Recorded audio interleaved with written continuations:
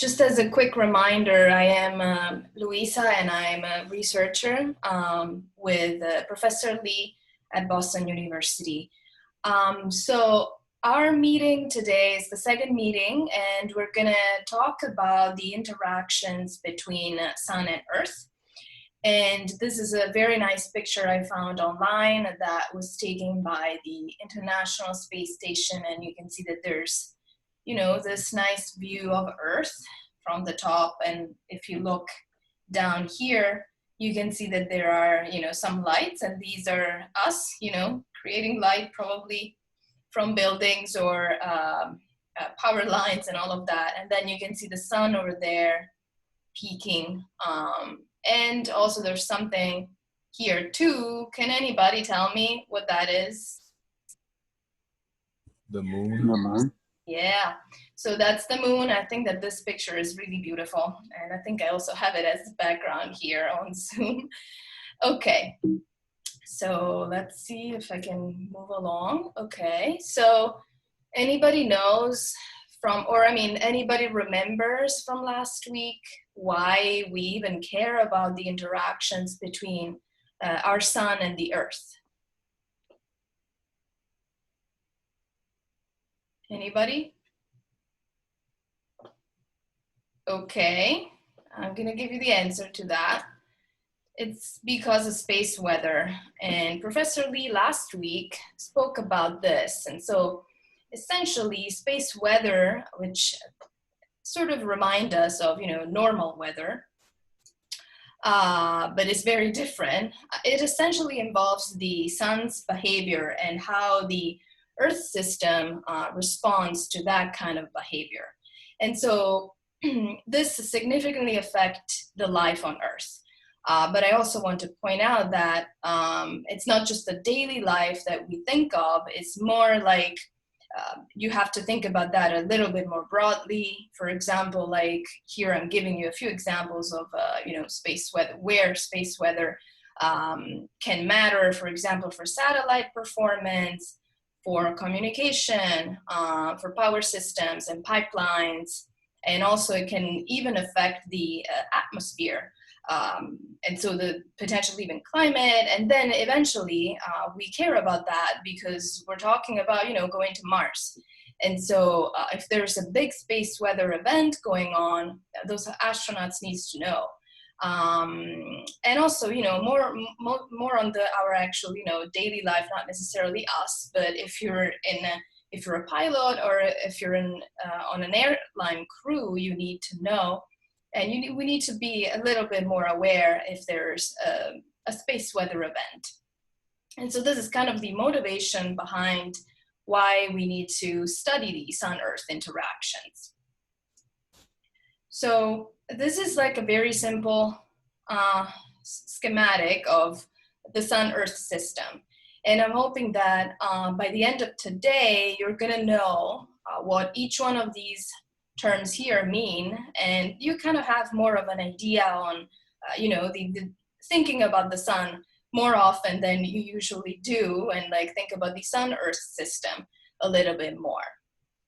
So what we're gonna do today is starting from the sun, and I'm going to describe to you a little bit about our star, and then I'm going to talk about coronal mass ejections, the solar wind, which is an actual, you can think of it as a wind blowing out from the sun and impacting our planet. And we're gonna also discuss that the Earth has a shield that we call the Magnetosphere that protects us. And then we're also gonna cover a little bit of Aurora.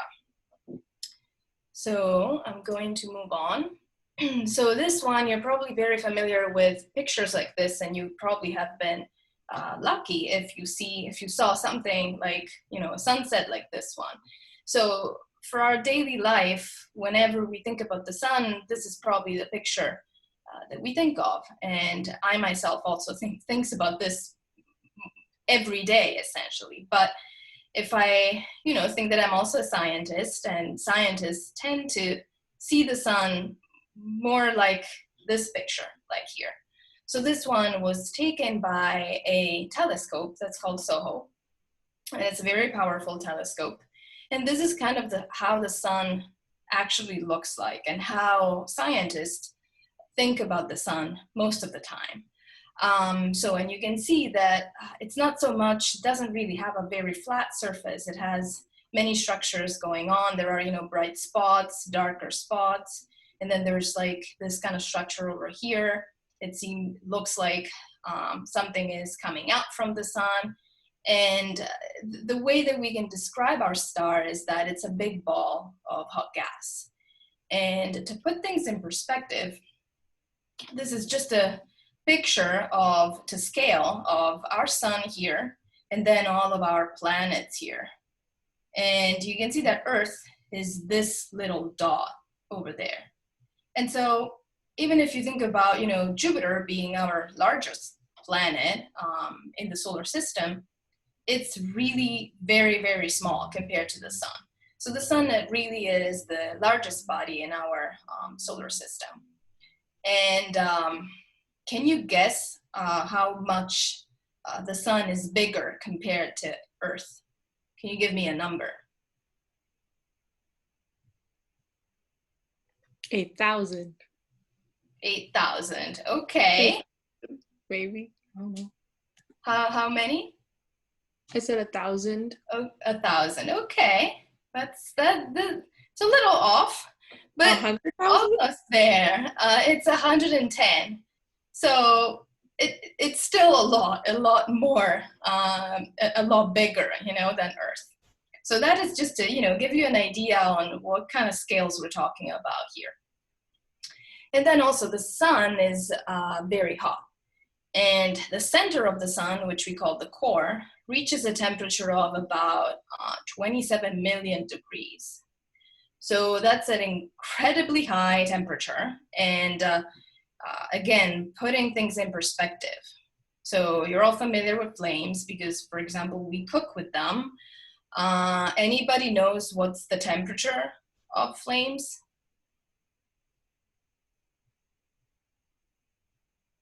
Throw a number out there. 100 degrees. 100 degrees. 1,000 degrees. 1,000, okay. But see, it's actually 1,000 degrees. So that's correct. It's not 100 degrees, but it's 1,000 degrees.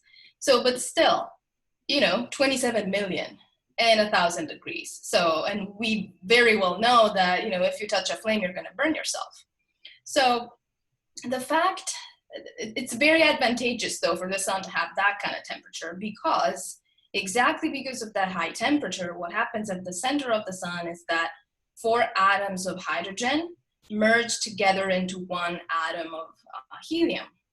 And that is called the fusion reaction. And whenever this reaction happens, not only you have 1 atom of helium, but you also have a lot of energy. And so because of this, and because of these reactions in the sun's center, the sun is very bright. And so it emits light and energy.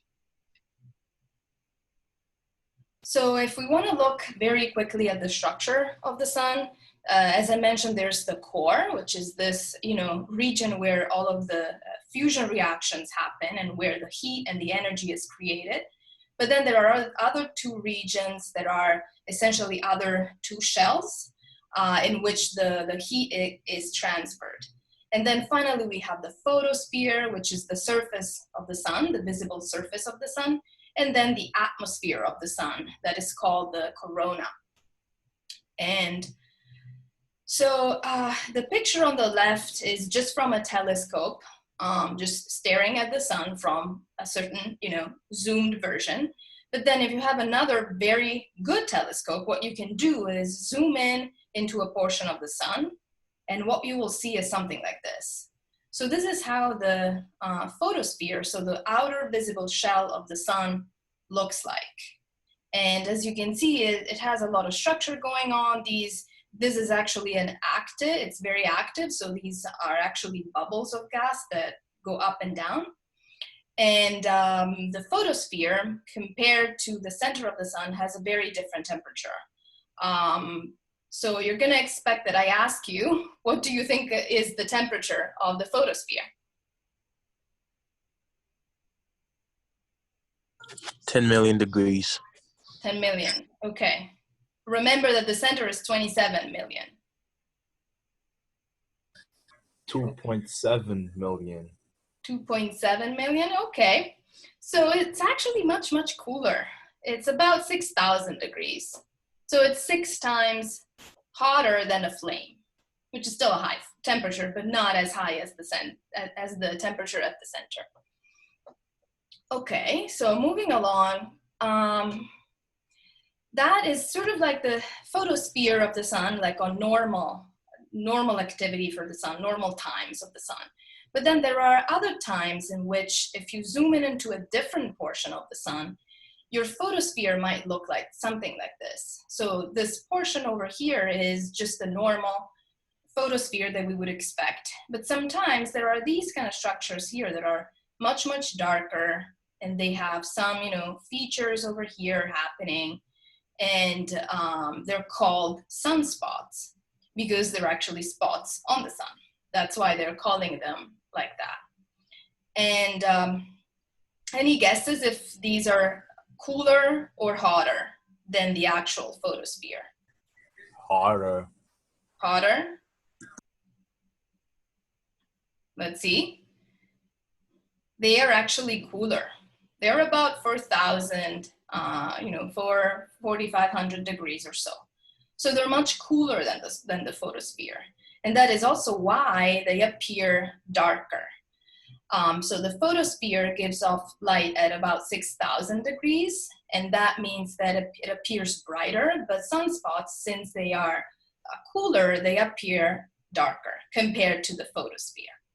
So the reason why these structures appear is that the sun has a very strong magnetic field. And so essentially what happens is that there are field lines, what we call as scientists field lines, which are essentially, you can think of them as like rubber bands along which the magnetic field is sort of like wrapping around the gas of this portion of the sun. And so what happens is that this magnetic field is so strong that those rubber bands essentially trap the gas there, and they do not allow the gas to transfer heat with the rest of the environment.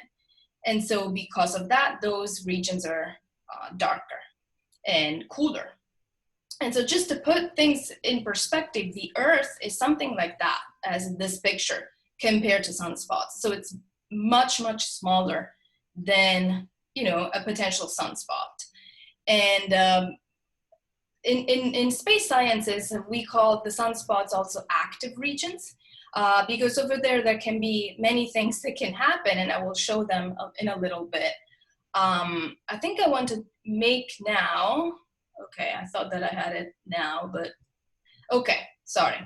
So let's see, these structures are called active regions, and let's see what happens and why we call them active regions.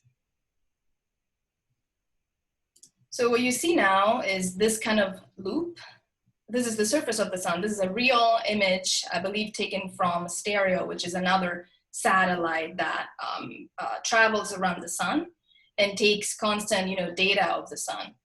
So this is just one of those structures that I showed you before. This is called an active region. And so we're looking at that evolution as time progresses. Okay. So this will replay again, but as you saw, essentially that was not really a stable structure, right? It literally exploded from the surface of the sun. So that's why we call those active regions, because they keep rearranging themselves, and sometimes they can even explode.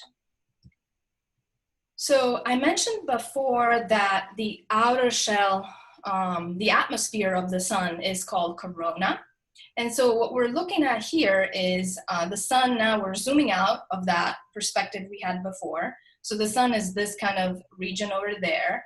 And we are now looking at the sun's corona. So essentially the atmosphere of the sun. The corona is about 1 million degrees. So it's hotter than the photosphere now. And so what we're going to see now is what happens to that active region that exploded. So I'm going to play that again. So for now, essentially there's nothing going on. That active region was forming and that structure was starting to become larger. And then it explodes into the outer space. Okay, so when this is happening, we call that a coronal mass ejection, or a CME in short, because essentially that's a mass of coronal mass, which means gas from the atmosphere of the sun, which is the corona, that gets ejected by the sun. And so you can think of that as like a bubble of hot gas ejected from the sun outwards. Okay. So the sun goes through what we call the solar cycle. So essentially, this means that we start from, this is a snapshot of the solar cycle. So this is, you now recognize that this is the various pictures of the sun, and these are spaced out of 1 year. So we start from 1996, and then we get to 2006. So these are 10 years. And when we were looking at the sun in 1996, the sun looked something like this. So there weren't really many bright spots happening, but then as the time progresses, these are the active regions that become to be a little bit more numerous until we get to this point in 2001, which we call the solar maximum, because the number of the active regions is the highest. And so in this situation, the sun is called active because the more active regions you have, the more sunspots you have, and so the more CMEs, so those explosions of plasma, can happen. And then the number of active regions goes down again, and you go back essentially to the situation in 1996, but you're 10 years ahead. This cycle is in general about 11 years. And so we move from the quiet sun, in which there aren't really many active regions, and then we get to the active sun, and then this keeps going on every 11 years. So I think I'm trying to figure out if I can read the time so I don't go overboard. Sorry, guys. Okay, so we've seen that the sun goes through the cycle. We've seen that there can be explosions of plasma coming out from the surface. But on normal situation, the sun constantly blows out what we call the solar wind. So the corona, which we, as I said before, is the atmosphere of the sun, is actually filled exactly by the solar wind. So what I'm going to show now is, again, a video. And you can see that there are these kind of explosions, but like if you focus, for example, on these other regions, you can see that there are, streams of gas coming out constantly that are kind of stable. They do move around, and they are interrupted whenever there's a CME coming out. So that constant stream of gas that, for example, is over here or there, that is called the solar wind. And so that is blown by the sun at all times, and it always comes to Earth. Okay, so we now covered a little bit of the sun, right?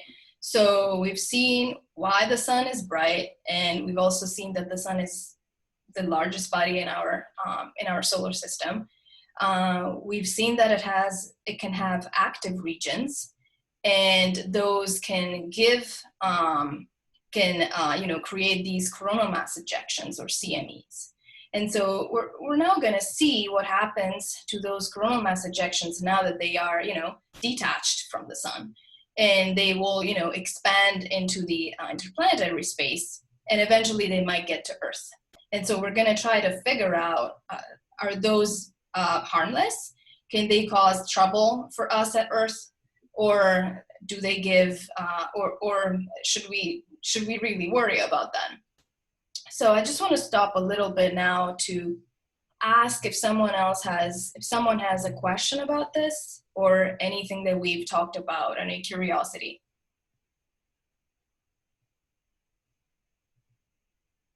Anybody? Okay, so let's see.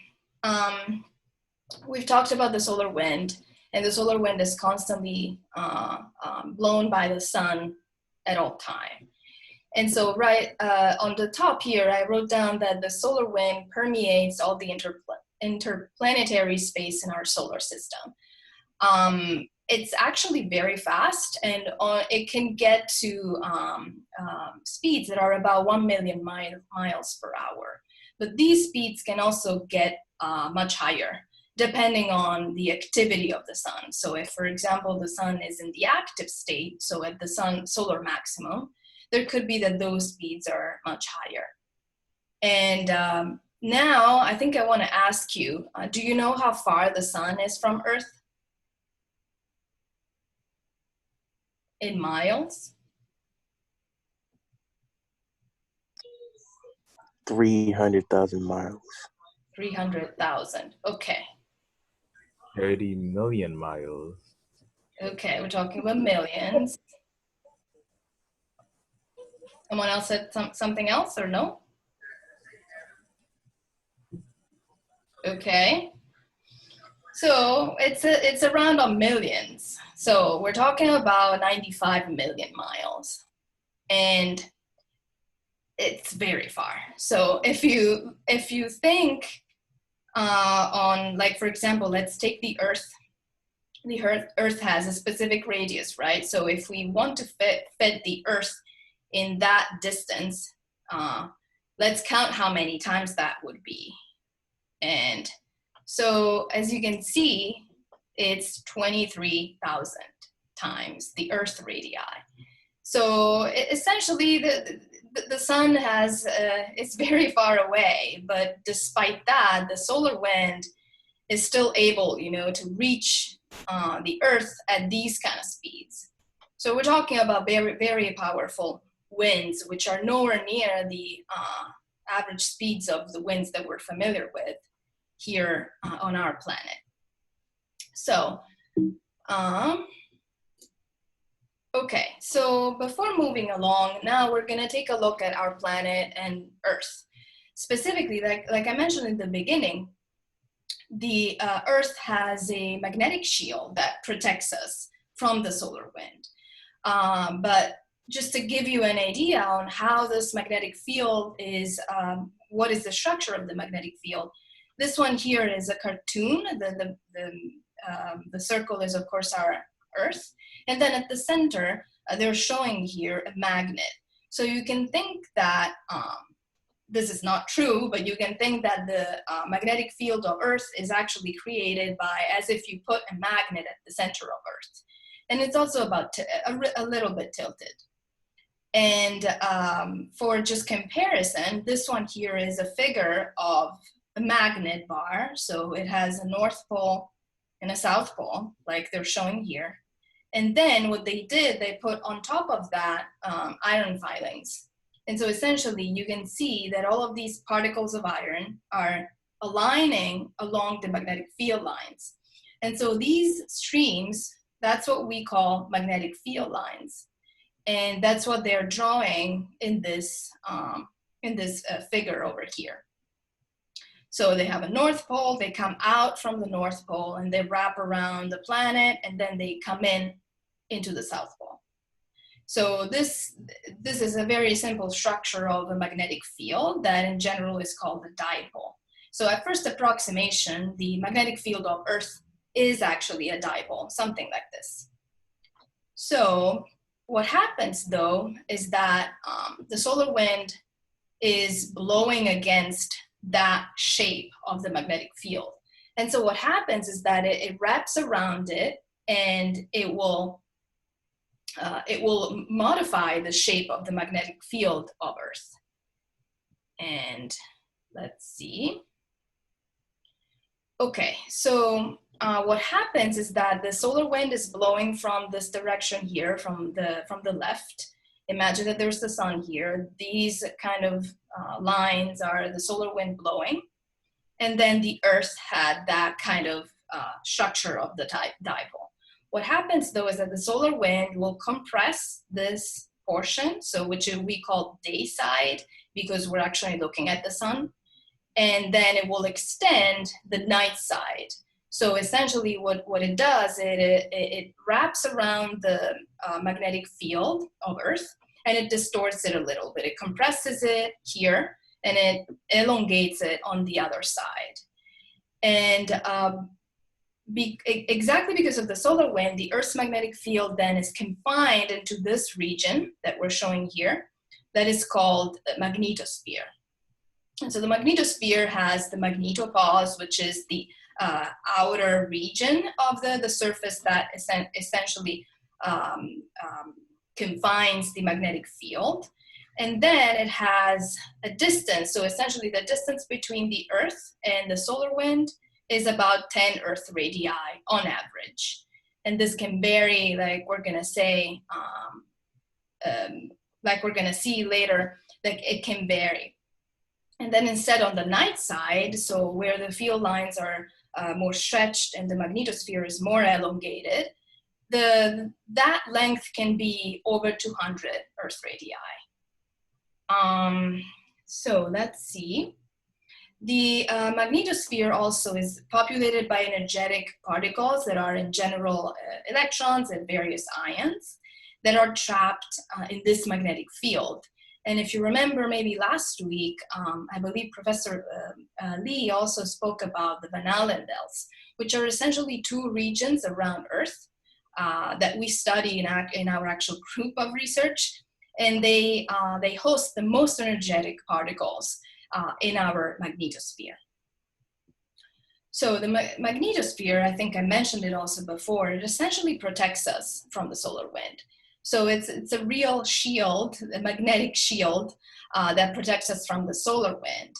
And if we didn't have, if our planet didn't have a magnetic field and a magnetic field of that strength that could, keep the solar wind outside, there wouldn't be life like as we know it. Because essentially what would happen is that the solar wind, which is essentially made of plasma, that radiation would hit our planet, and there would be no chance for life to create like we see these days.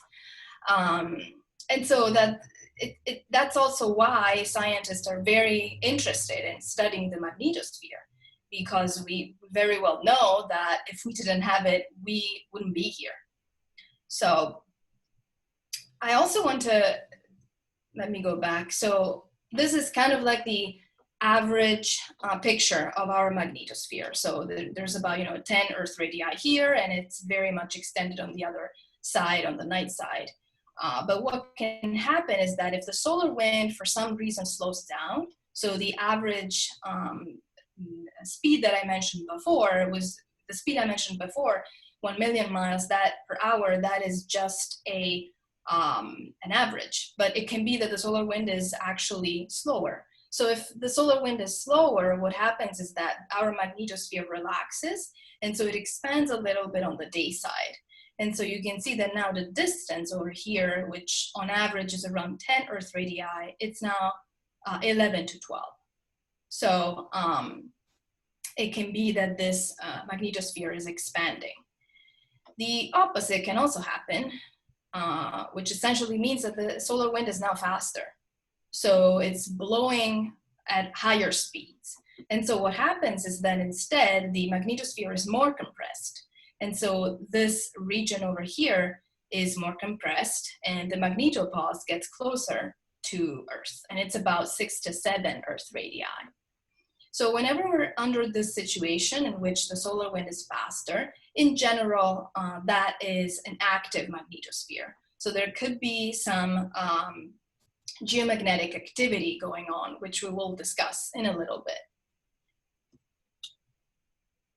So now we're going to, let me stop this. We're going to essentially summarize everything that we've seen so far. So we're going to try now to link the sun, what's going on the sun, to what will happen at Earth. And this is a very nice video that shows essentially what I'm talking about. So this is the actual Sun-Earth interaction video that I would like you to remember. So we're on the surface of the sun. These are the sunspots, and this is the active region. And we've seen that what can happen is that this region can be ejected from the sun, so it can explode from the surface. And so as you see, these field lines are being stretched, and that this is a coronal mass ejection. So that's the hot bubble of plasma, of gas that is emitted from the sun's surface. And so what they're gonna show you now is a real image of a video of an explosion of a active region. Okay, and now we go back to the cartoon animation over here. So that one is the coronal mass ejection that got expelled from the sun. And so it's traveling in the outer space and it's interacting with, can anybody guess what this is? It's the first planet, right? Closer to the sun. What is the name of that?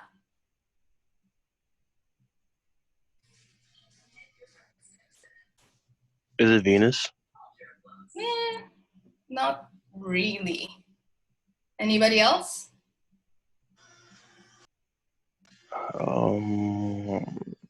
There's another one between the sun and Venus. Mercury? Yeah, so that is Mercury. And so that coronal mass ejection passed through Mercury, and then it keeps traveling.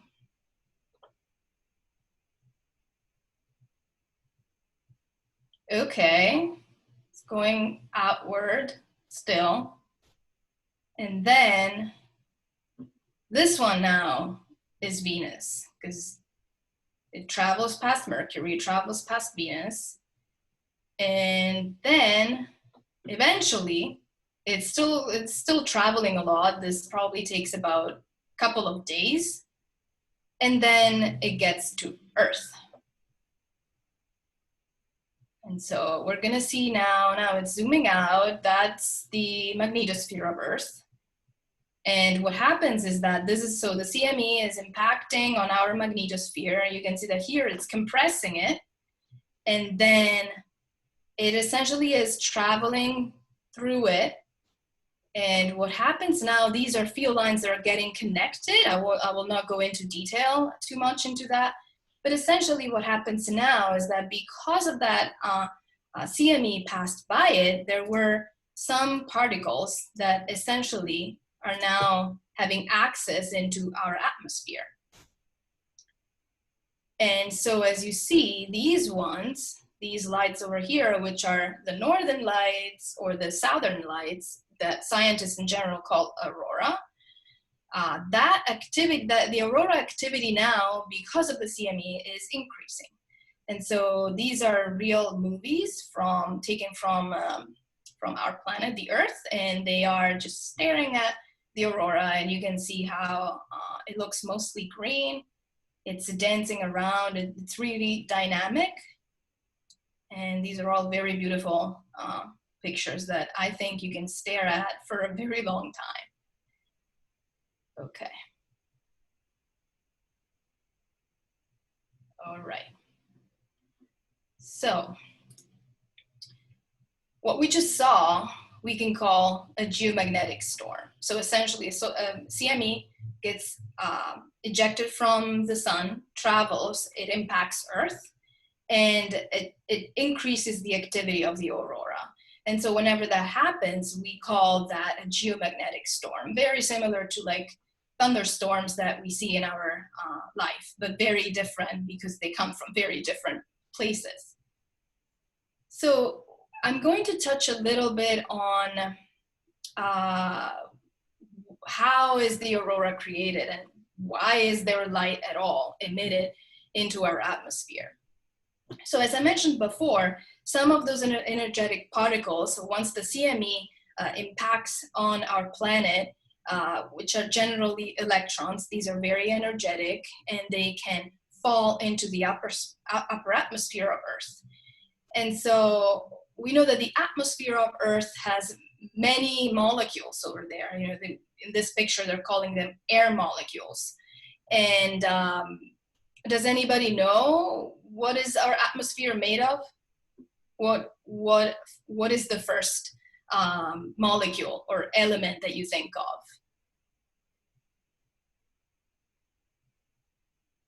Hydrogen. Hydrogen. Any other guesses? What do we breathe? Oxygen. Right.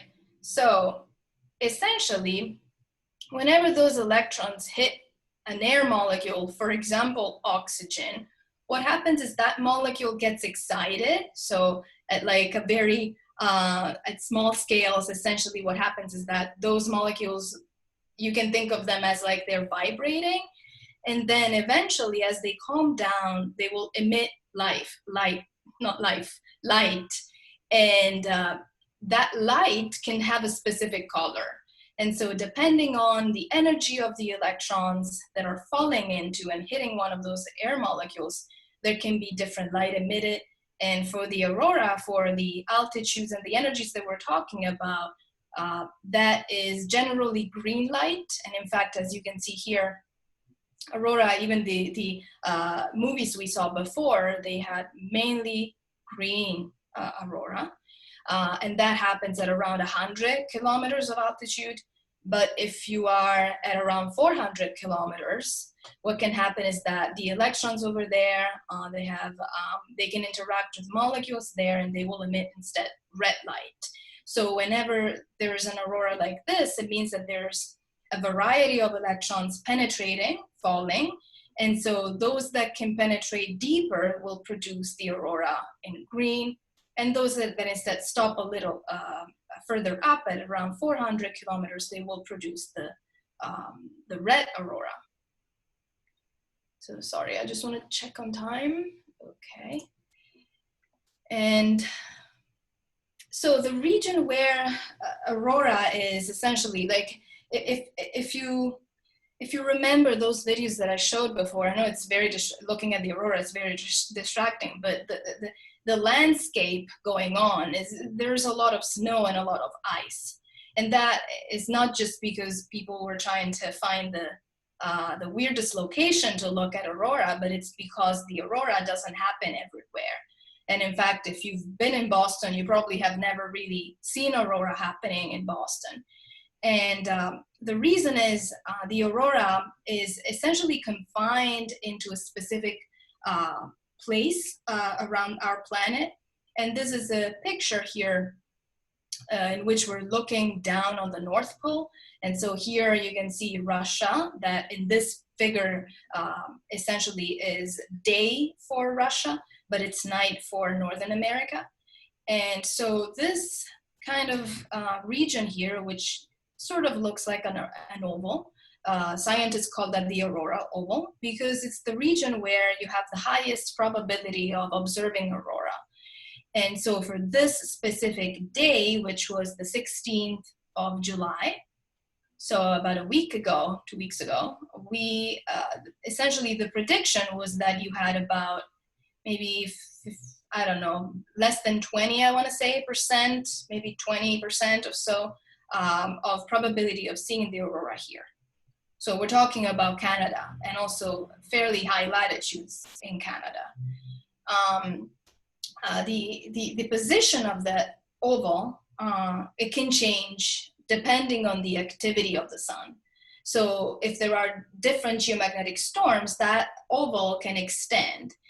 And in fact, what we're going to see now is this is a table. I will not go into detail too much about this because I don't think it's extremely important, but I want to point out that the geomagnetic storms that are generally caused by a CME ejected from the sun, depending on the power of that CME and depending on other solar wind conditions, what can happen is that these geomagnetic storms can be more or less extreme. And so this table is taken by the Space Weather Prediction Center, and they are classifying these storms from, for example, the G1, which is a minor storm. So this doesn't really cause many issues. We shouldn't really worry about that too much. And then we go up to, G2, moderate, strong, severe, and then we can also get to an extreme geomagnetic storm, which is level G5. And so if we now go back to that Aurora Oval, here what they're showing is, again, the North Pole is over there. We're looking at Northern America. And these lines here show you the position, more or less, of the Aurora Oval. So essentially, it's the place where there's the highest probability of observing aurora. And so a storm of G0 is not really a storm. There isn't a lot of geomagnetic activity going on there. And so the aurora might be visible essentially in northern Canada. But as soon as like you get to a higher, a stronger geomagnetic activity, you can see that this Aurora Oval extends southward. And for example, if you are in situations in which there's a G5, so an extreme geomagnetic storm, the aurora can be visible potentially, you know, even in California and definitely in Boston. So this heavily depends on the solar wind conditions and the sun condition. So there are other effects, though, of geomagnetic storms that are not really that pleasant. And in fact, if you think about aurora, it's really nice to look at. It's just, you know, very pretty. It dances in the sky, but it doesn't really make any issues for our life. But there are other aspects of geomagnetic storms that we need to be wary of. Like these ones are just a few of the newspaper articles. Like this is, for example, you know, most of them are from the New York Times. There's a Chicago Daily Tribune, and they're all, you know, pointing out what other effects a geomagnetic storm can cause. Like, you know, this one, severe sunstorm threatens utilities, larger solar flare. Solar flare threatens the Earth with a storm, blackout, and so on. And so I want to also here now point out a very famous geomagnetic storm that was actually the strongest ever recorded in the last probably 50 years of, you know, modern life, which was on the 13th of March in 1989. So it was a while ago. And essentially what happened is that Canada went through a blackout. So there was a power grid that was called Hydro-Quebec that collapsed at about 3 a.m. exactly because there was a very powerful CME impacting Earth. And so whenever a power grid collapses, you know, traffic lights stops, elevators stop. And then what happened is that about 6 million people woke up without electricity. You know, that happened at 3 a.m. and then people woke up at, you know, 6, 7 a.m. and they wanted to go to work, but they realized that there was no electricity. And that also occurred during a cold winter day. You know, March in Canada is still deep winter, probably even in Boston. So that lasted for about 12 hours. And that is a very long time to be without electricity. And during this period, it seems that aurora was observed in Florida and Cuba. So if you think about the picture before, it means that that Aurora Oval extended really southward. And other power grids also had issues, but they didn't really collapse, and so there were no other blackouts.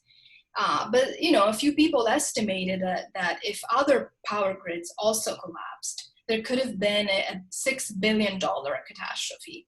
So essentially, that's also why people are, and are very interested in understanding the space weather, because that can cost a lot of money, and it can be not very pleasant for people to live through a geomagnetic storm like this one. And then also in the space, satellites and potentially even the space shuttle, they recorded anomalies. So we're talking about hundreds, 250 anomalies. And some of those satellites even tumbled out of control. So this is just to give you an idea. These kind of geomagnetic storms are not frequent. This was the only one that was recorded in the last 50 years. But this tells you that these strong geomagnetic storms can actually happen. And so we need to study them and we need to understand them. Other effects are just radio and satellite communication issues, and these are more frequent, for example, compared to blackouts. And these can be dangerous, for example, for airlines. So if there's a pilot that is passing through the poles and they need to have some radio contact with the airport where they're going to land, and there's a geomagnetic storm going on, they lose contact with that airport. And so that is a big issue. There are also climate and circulation effects of space weather. And for example, whenever there's a geomagnetic storm, what happens is that the actual atmosphere of Earth puffs up. So it slightly becomes bigger. And so satellites, for example, that had a normal stable orbit, they encounter the atmosphere, a denser atmosphere. And so what happens is that those satellites get dragged by the atmosphere. They can change the orbit, and potentially they can even impact on the ground. So that's also why we need to study geomagnetic storms. And then also, like last week we spoke about, GPS is also affected. And GPS is not just used when you are traveling somewhere where you need to drive and you need to know where you're going. It's also widely used, in navigation, and even, in all construction and agriculture as well. And many of these fields rely on GPS to perform well. And so if GPS is affected by a geomagnetic storm, we need to know that so we can alert the construction sites or the agriculture people that they need to suspend their activity for a little bit. So this is just fresh from the press. There's a probe that's called Solar Orbiter, which is a mission combined between NASA and ESA. And they photographed the sun at the closest location ever so far, which is about halfway between the sun and the Earth. And now sort of what is that distance. So this is the closest satellite this is the closest picture of the sun taken by a satellite. And this came out on the 16th of July. And so this is the surface of the sun that the Solar Orbiter took a picture of. And the Earth is down here to scale. So again, just to remind you of how bigger the sun is compared to our planet. And then they discovered not just, the active regions going on that we spoke about before, but they also discovered these like very tiny regions that they called campfires. And so their scientists now are gonna take a look at these data and sort out why are these called, and why do they have the scales that are so much smaller than other active regions. So I think I want to leave you with the aurora that the International Space Station is observing as it's orbiting Earth. And these astronauts actually get a very beautiful picture of our planet every day, and they also get to see the aurora from outside. Now we're not anymore on the poles, we are actually around Earth. And so that's how the aurora looks like from the top. So if you have any questions, please feel free to ask. I will try to answer them.